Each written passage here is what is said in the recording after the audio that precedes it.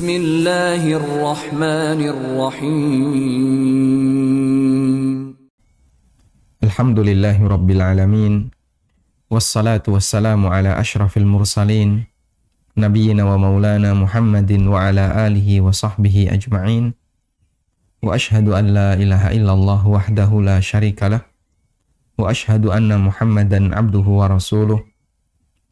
Sallallahu alaihi wa ala alihi wa sahbihi wa sallama tasliman katsira. Thumma amma ba'd.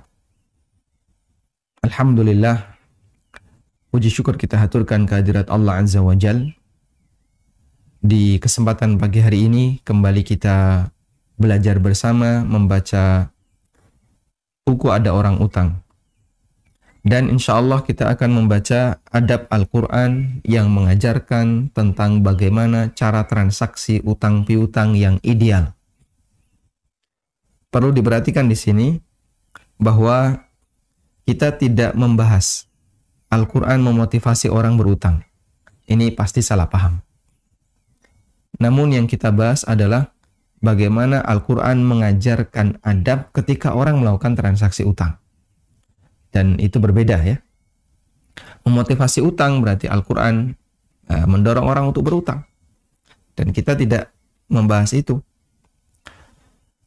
Tapi yang kita bahas adalah ada orang yang melakukan transaksi utang piutang, kemudian Al-Quran memberikan beberapa aturan dan adab untuk diperhatikan. Adab transaksi utang piutang dalam Al-Quran membuktikan bahwa syariat sangat perhati. Alhamdulillah. Yahdikumullah yuslih balakum.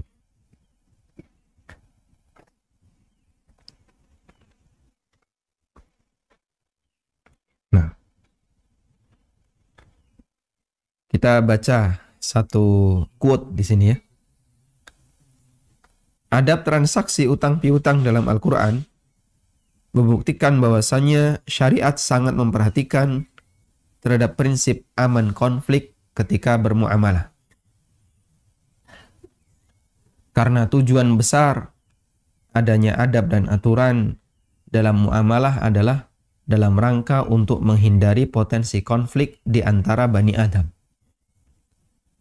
Sehingga kenapa Islam memberikan batasan, tidak boleh riba, tidak boleh gharar, tidak boleh aneka transaksi yang haram yang lainnya. Satu tujuan terbesarnya dalam rangka untuk menghindari konflik di tengah masyarakat. Dan Al-Quran mengajarkan berbagai macam adab agar kita perhatikan secara maksimal. Karena kesempurnaan jelas ada pada hukum Allah Subhanahu wa Ta'ala. Sebagaimana Nabi Muhammad sallallahu alaihi wasallam ketika ada orang yang bertanya kepada Aisyah mengenai seperti apakah akhlak Rasulullah sallallahu alaihi wasallam. Aisyah radhiyallahu anha memberikan jawaban, "Ala taqra'ul Qur'an?" Kamu baca Quran enggak? Kemudian orang itu mengatakan, "Iya, saya baca Quran." Lalu kata Aisyah radhiyallahu anha, "Kana khuluquhul Qur'an." Akhlaknya Nabi sallallahu alaihi wasallam ada seisi Quran. Sehingga kalau kita melihat berbagai macam aturan yang Allah ajarkan dalam Al-Quran, kemudian kita melihat bagaimana adab-adab yang Allah ajarkan dalam Al-Quran, seperti itulah gambaran sosok Nabi kita Muhammad sallallahu alaihi wasallam. Baik, kita coba baca. Selain mengajarkan panduan bagi orang yang melakukan transaksi utang piutang agar tidak terjebak dalam riba, syariat juga mengajarkan beberapa adab umum untuk kepentingan keamanan transaksi utang dan menghindari setiap potensi sengketa di belakang. Jadi Al-Quran dalam membahas masalah utang piutang tidak hanya yang berkaitan dengan riba, tapi Quran juga mengajarkan beberapa adab umum untuk kepentingan keamanan transaksi utang dan menghindari setiap potensi sengketa di belakang. Berikut beberapa adab yang disebutkan dalam Al-Quran terkait utang piutang. Yang pertama, mencatat transaksi utang piutang. Allah ajarkan dalam Al-Quran sebagaimana dalam firman-Nya, Ya ayyuhalladzina amanu idza tadayantum bidainin ila ajalim musamma. Wahai orang-orang yang beriman, apabila kalian melakukan transaksi utang piutang ila ajalim musamma, sampai batas waktu tertentu, faktubuhu, maka catatlah. Wal yaktub bainakum katibun bil adl, dan hendaknya di antara kalian ada tukang catat dan mencatatnya dengan prinsip al-adl, dengan prinsip mengedepankan kebenaran. Sehingga Allah Subhanahu wa taala mengajarkan kalau terjadi transaksi utang piutang, lakukan pencatatan dan wujudkan tukang catat. Sehingga ada orang yang secara khusus perlu belajar untuk mencatat transaksi utang piutang. Makanya Allah katakan di sini, wal yaktub bainakum katib. Sediakan seorang katib. Katib artinya tukang catat. Sehingga fungsi atau perintah untuk mencatat utang tidak berfungsi kalau tukang catatnya nggak ada. Berarti ketika ada perintah catatlah utang, kita perlu mewujudkan orang yang bisa mencatat utang. Maka perintah dan pelaksananya dua-duanya diwujudkan. Ya. Kita ulang di sini ya. Jadi Allah Subhanahu wa taala mengajarkan di situ ada perintah mencatat utang. Perintah mencatat utang.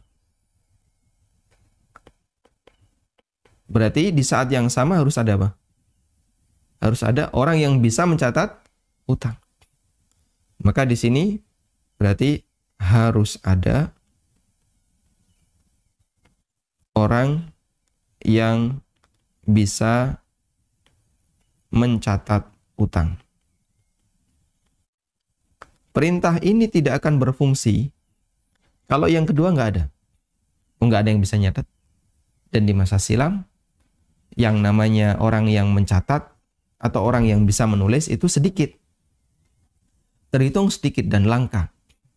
Karena seperti yang kita tahu, kebanyakan orang mereka tidak bisa membaca dan menulis. Sehingga Rasulullah SAW yang disebut oleh Allah sebagai Rasul yang diutus di tengah umat, di tengah orang Arab.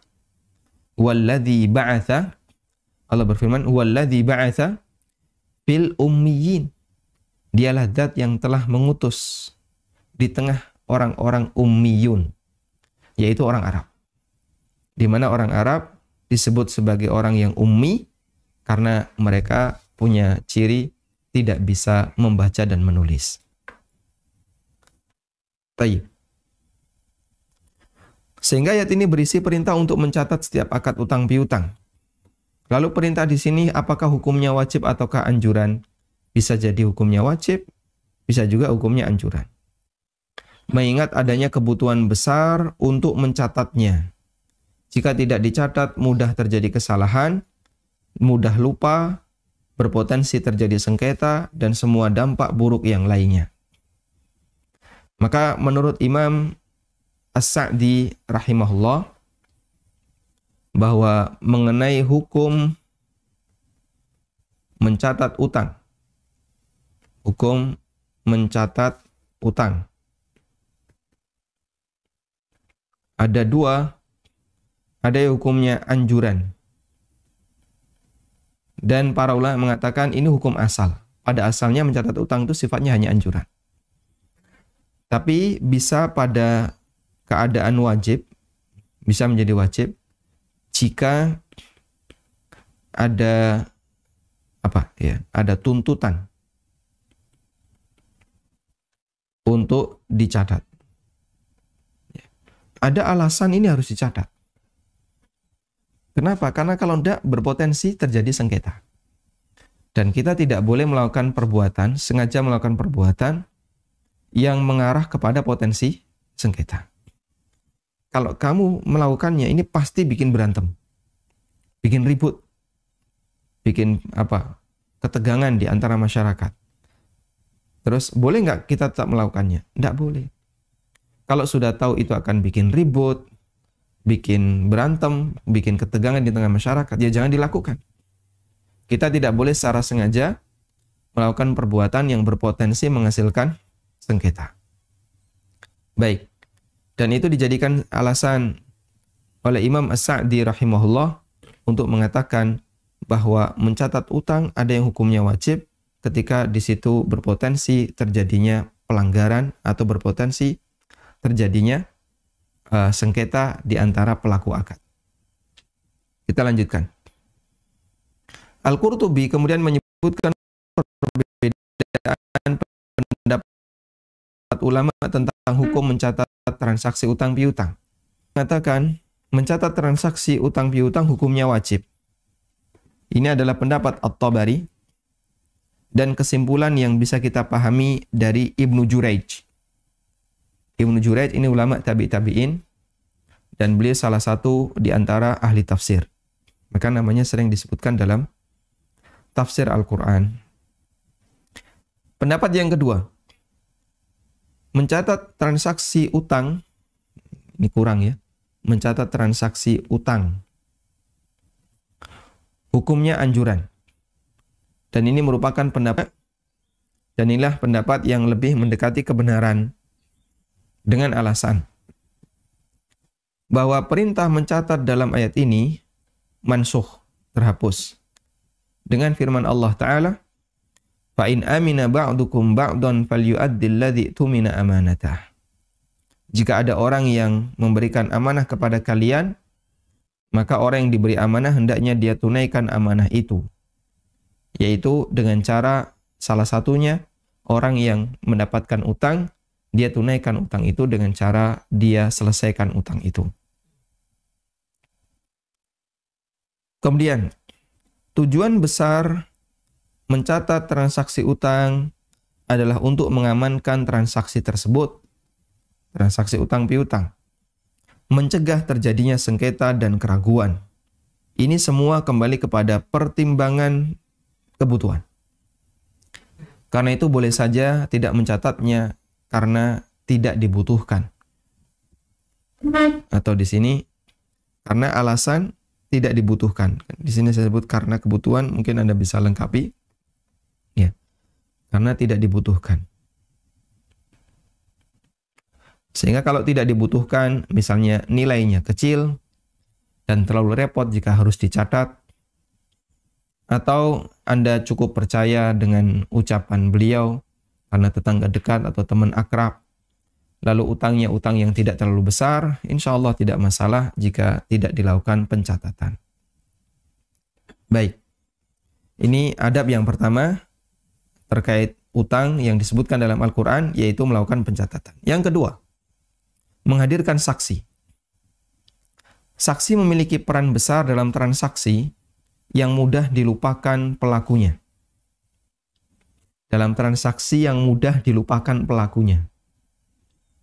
Karena ada transaksi yang tidak mudah dilupakan, ada transaksi yang mudah dilupakan. Transaksi yang mudah dilupakan itu apa? Utang. Ya. Terutama yang mendapatkan utang. Senengannya lali. Ya. Bisa lali, bisa ngelali. Sama atau beda, Pak? Beda. Kalau lupa itu bisa jadi proses normal. Tapi kalau ngelali, ya, sengaja melupakan. Baik, jadi sebenarnya orang ini sudah tahu dia, sudah ingat, tapi sengaja melupakan. Iya, Bang, masa saya punya utang ke kamu sih? Kok saya nggak percaya? Buktinya mana?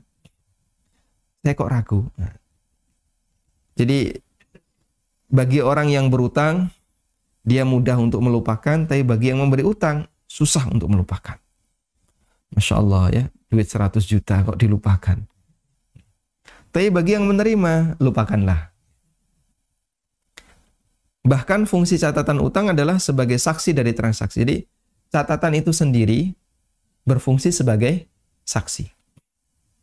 Ketika Allah menjelaskan tentang adab utang, Allah mengajarkan agar menghadirkan saksi.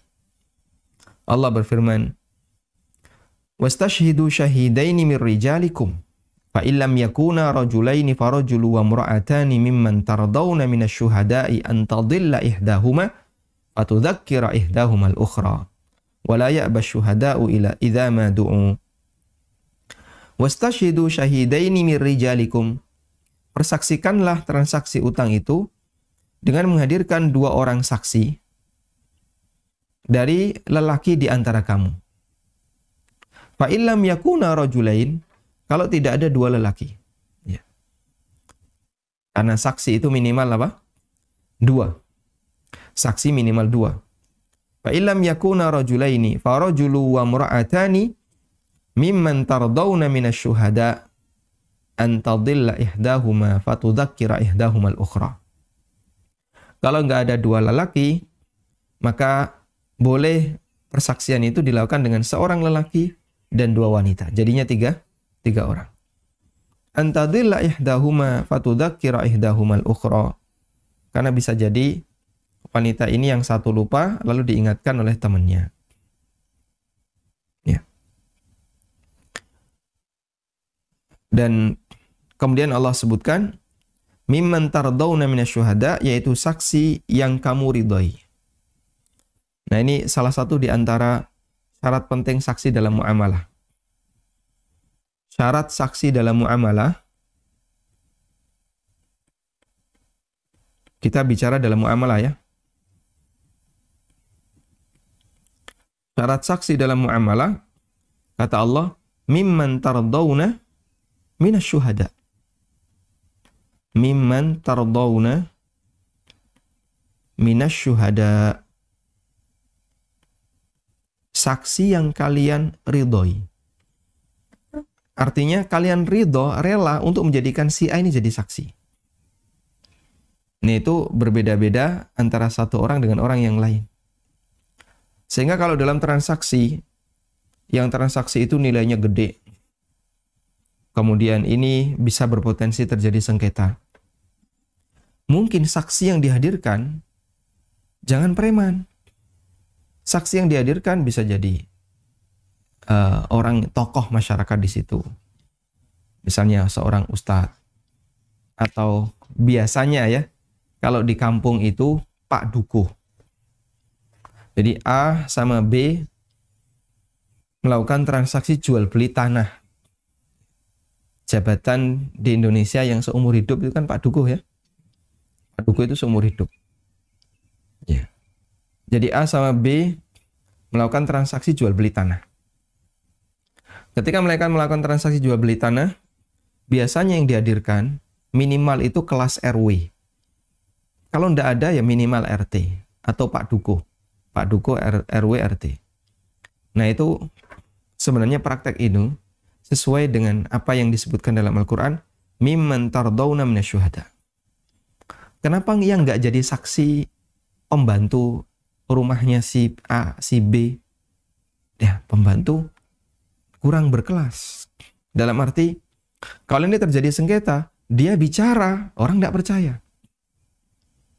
Ya, terjadi sengketa, kemudian siapa saksinya? Kemarin waktu transaksi yang jadi saksi adalah misalnya Pak Inem. Hadirkan Pak Inem. Orangnya sudah sepuh, ya sudah tua. Kadang kalau bicara nggak jelas. Kemudian orangnya pemalu.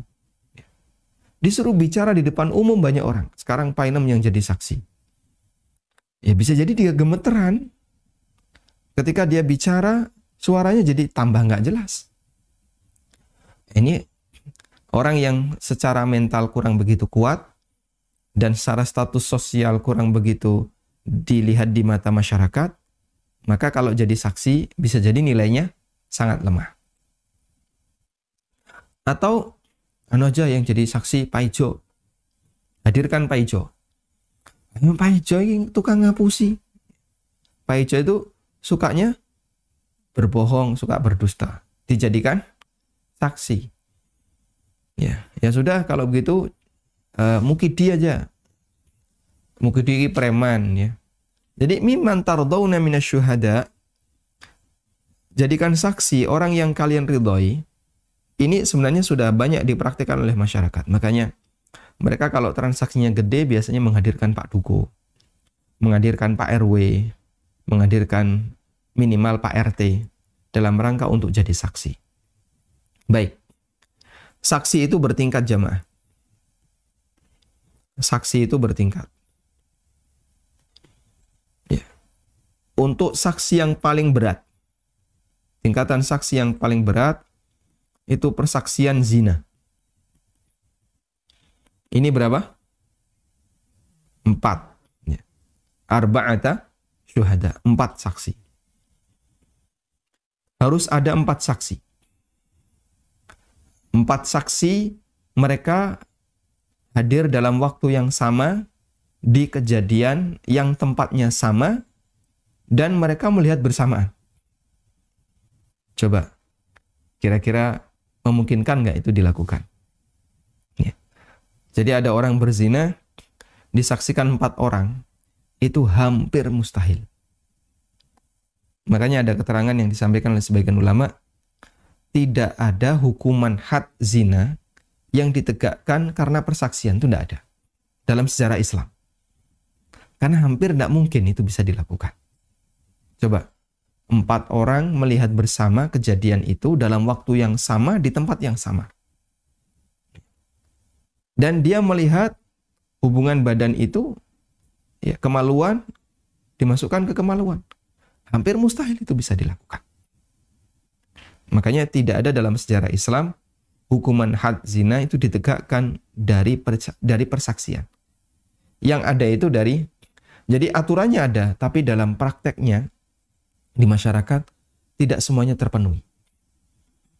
Pernah di masa Umar bin Khattab radhiyallahu anhu, ada salah satu orang yang dilaporkan berzina. Akhirnya yang lapor ini diminta oleh Umar, datangkan 4 saksi. Datangkan teman-temanmu yang jumlahnya jadi 4. Dia datangkan. Kumpullah 4 orang. 3 mengatakan, saya bersaksi fulan berzina. Yang satu orang mengatakan, saya nggak berani untuk bersaksi itu. Cuman saya melihat kejadian yang nggak pantas untuk saya ceritakan. Ya, menurutku orang ini telah melakukan tindakan nggak pantas. Jadi yang satu ini tidak melihat kejadian perzinaan, tapi dia hanya melihat lelaki dan wanita berdua masuk kamar gitu aja. Nah, dia kan nggak tahu di dalam kamar tuh ngapain, apa masak bareng ya, atau main dakon atau apa. Nah, dia nggak memastikan. Tapi yang 3 ini berani mengatakan berzina. Akhirnya Umar bin Khattab radhiyallahu anhu meminta 3 orang ini, cabut persaksian kalian. Cabut tuduhan kalian. Mereka tidak mau, tidak. Cabut, kalau tidak, tak cambuk kalian sebagai orang yang menuduh berzina. Malah dicambuk yang menuduh berzina, karena tidak bisa menghadirkan 4 saksi. Cambukannya berapa? Hukuman hadnya berapa? Yang disebut dengan haddul qadhaf. Hukuman hadnya 80 kali. Fadribuhum thamanina jalda. Pukullah mereka sebanyak 80 kali. Untuk persaksian atau orang yang menuduh orang lain berzina, sementara dia tidak bisa menghadirkan 4 saksi. Nah, ini persaksian yang paling berat. Kemudian ada persaksian bawahnya, yaitu persaksian tingkat pertengahan. Ini ada yang sifatnya wajib 2. Kalau kurang dari 2 nggak sah. Yaitu saksi nikah. Harus 2. Ya, 2 laki-laki ya. Atau 1 lelaki, 2 wanita. Kemudian yang kedua boleh 2. Ya. Boleh 2 dan ini muamalah secara umum. Muamalah secara umum. Yang ketiga, persaksian dalam urusan yang lebih ringan. Ini boleh 1. 1 orang cukup. Misalnya apa? Persaksian yang lebih ringan yang cuman boleh 1. Kalau di di zaman Nabi SAW yang pernah disebutkan dalam hadis, seperti keterangan Ibnu Umar radhiyallahu anhu. Kana an-nasu yatara'aunal hilal. Masyarakat ketika masuk tanggal 29 akhir bulan, mereka berlomba-lomba cari hilal. Jadi pada keluar orang dia, orang pada keluar ke tanah lapang ya. Ya mungkin mirip seperti kita. Kalau di zaman kita kan orang ngabuburit dengan cara misalnya ke pantai terus lihat sunset. Ya. Jadi orang pada keluar untuk lihat itu. Tapi mereka keluar dalam rangka untuk mencari hilal. Ya tara an-nasu al-hilala. Orang pada berlomba-lomba untuk mencari hilal. Fara'aituhu, kata Ibnu Umar, aku berhasil melihatnya. Lalu aku laporkan kepada Nabi SAW. Kemudian Rasulullah SAW menerima laporan dari Ibnu Umar. Dan beliau perintahkan besok puasa. Padahal cuma sendirian. Di posisi ini Ibnu Umar sebagai apa? Saksi atas terbitnya hilal. Tayyib. Nah, transaksi utang masuk muamalah secara umum. Kita lanjutkan. Keberadaan saksi dalam rangka menguatkan ikatan kepercayaan terkait masalah harta dalam Islam. Ada beberapa cara untuk menguatkan ikatan kepercayaan terkait harta. Salah satunya saksi. Al-Qurtubi menuliskan,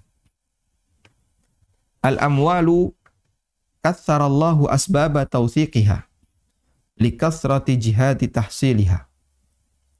Terkait harta, Allah menetapkan banyak penguat ikatan kepercayaan, tautsik. Karena banyak cara mendapatkannya. Merata di masyarakat, wa umumul balwal biha wa takarraraha. Merata di masyarakat dan kejadiannya berulang di masyarakat. Maka Allah Ta'ala berikan penguat kadang dengan mencatat, kadang dengan saksi, kadang dengan adanya rahan, barang gadai, kadang dengan adanya dhaman, ya, penjamin. Kadang dengan kafil. Tapi kalau kafil itu lebih kepada pribadi. Baik. Jadi pengaman yang diberikan oleh Allah Subhanahu wa taala untuk muamalah masalah harta itu banyak agar meminimalisir terjadinya potensi sengketa. Ini prinsip penting. Karena sekali lagi, ada banyak aturan tujuannya adalah dalam rangka menekan jangan sampai ada potensi sengketa. Ulama berbeda pendapat mengenai hukum menghadirkan saksi dalam utang. Sebagian memahami ini wajib, namun jumhur ulama mengatakan bahwa ini sifatnya anjuran. Coba kita lihat footnote 5. Ini berbeda dengan akad jual beli. Sebagian ulama menegaskan bahwa menghadirkan saksi dalam jual beli hukumnya anjuran menurut ijma' ulama. Allah berfirman di surat Al-Baqarah, "Wa ashhidu idza tabayatum." Hadirkanlah saksi ketika kalian transaksi jual beli. Al-Allamah Sulaiman Al-Jamal, ulama Syafi'iyah, beliau mengatakan, "Wa sarful amri fil ayati anil wujub al-ijma' wa huwa amru irsyadin la thawaba fihi illa liman qasada bihil imtithal." Ulama sepakat perintah dalam ayat ini tidak dipahami sebagai perintah wajib, namun dipahami sebagai perintah yang berisi arahan.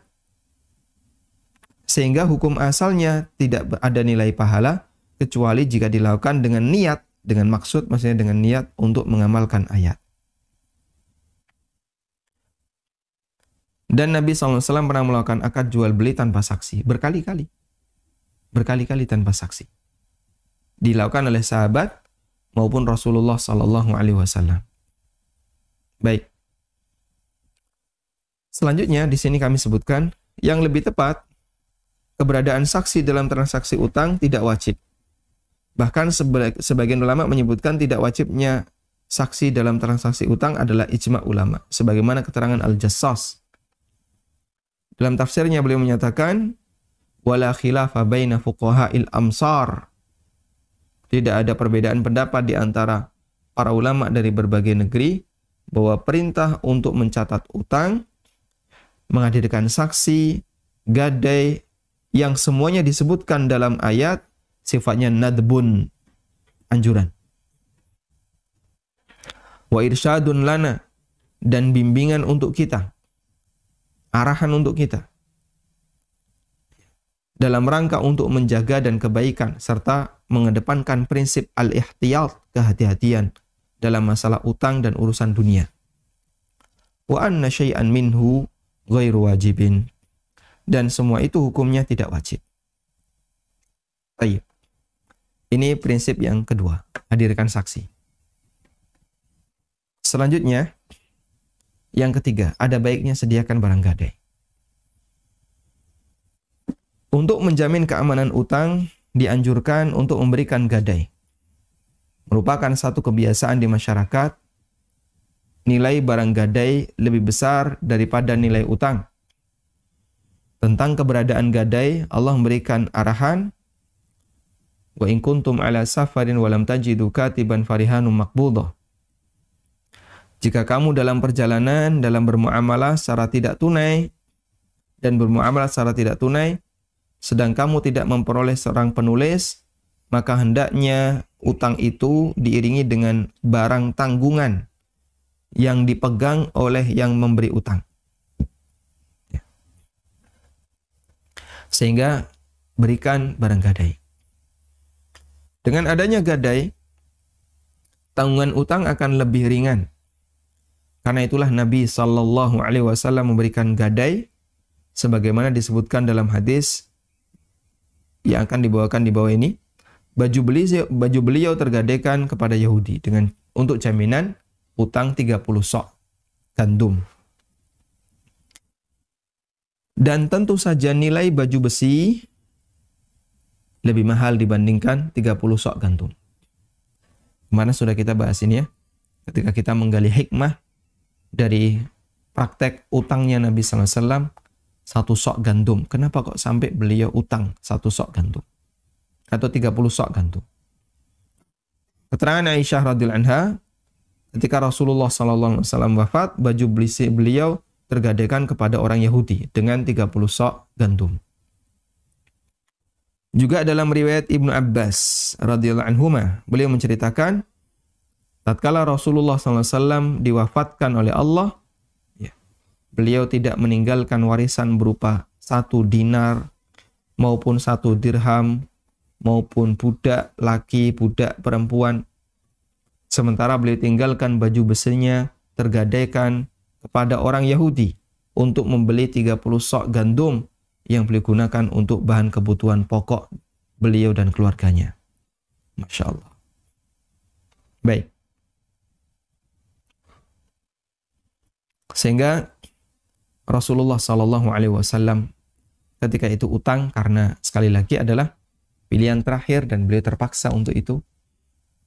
Dan itu pun dikasih pengaman berupa baju besi. Dan Anda lakukan ini sebagai wujud untuk meyakinkan orang yang memberi utang. Saya jujur, saya utang tujuannya adalah dalam rangka untuk saya kembalikan. Bukan untuk dibawa lari, tidak mau bayar dan seterusnya. Wallahu ta'ala alam. Walhamdulillahirabbil alamin. Sampai di sini pembahasan kita terkait adab utang piutang dalam Al-Qur'an, dan kita masih punya adab yang satu lagi, yaitu menghadirkan penjamin. Namun nanti akan kita gali juga, di sini saya sebutkan dhamin ya. Nanti kita juga akan menggali tentang kafalah. Karena akad penjaminan ada dhamana, ada rihana, ada kafalah. Ini menggunakan barang gadai, sudah kita bahas. Nah, yang belum 2 ini, insya Allah akan kita kaji di pertemuan berikutnya, agar kita bisa lebih maksimal dalam melihat seperti apa akad dhamanah dan akad kafalah. Demikian yang bisa kita sampaikan. Wassallallahu ala nabiyyina Muhammadin wa ala alihi wa sahbihi wasallam.